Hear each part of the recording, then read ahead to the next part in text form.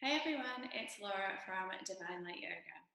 As the seasons are starting to change and much of the world is moving more into the colder climate, I have some warming techniques that you can share with the children and teens in your life. So whether you're a parent, a yoga teacher, an educator, or you're doing one-to-one sessions, these three warming techniques are really nice and soothing for the children when they come in from the cold and frost. So the first one is really simple.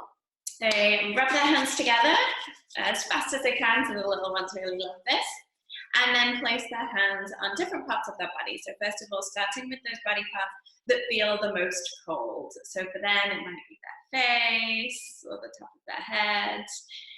And just give it a couple of moments where they can place their hands on their body part, and then they can rub their hands together again, and you can encourage them to place their hands on the parts of the body that need a little bit more attention. So maybe the back of their neck or their back or even their feet. And just do this a few times over and guide them through it. So placing their hands on the body parts that feel cold, that need extra attention, that need a little bit of extra love. So adding some mindfulness into this simple warming technique. My second technique is Kapalabhati, and this is also sometimes known as fire breathing. And I typically would use this with teens. It's also a really good one for you. It's very quick, fast working way to heat up the body. So this is an inhale, exhale through the nose. It's a passive inhale, so they're not thinking about the inhale. They're just focusing on the exhale, which is a forceful exhale through the nose. And it's really like a pumping of the belly. So it looks a little bit like this. So it's an inhale through the nose. So it's a really, really fast exhale, exhale, exhale, exhale. And you can start them off with 15 to 20 rounds just to get them used to it, see how they feel, and then increase it to maybe 30 rounds or 35 rounds.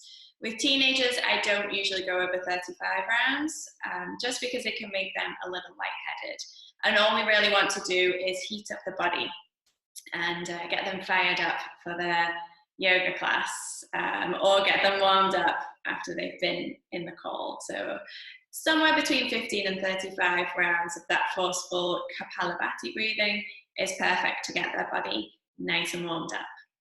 And then the third warming technique, adding a little bit of mindfulness, particularly like this for the younger children, is just to give themselves a hug. So they can wrap their arms around the body and then hold on to the back of their shoulders. And they can bring a little bit of movement into it, so warming up the spine, through the lower back all the way up to their neck. And they can bring their knees into their chest if you're doing this lying down, and bring their chin in towards their chest. So they're creating like a little egg. And this is just giving themselves a little bit of self-love and self-soothing, as well as warming them up. So try those three techniques, three mindfulness and warming techniques with the children and teens in your life.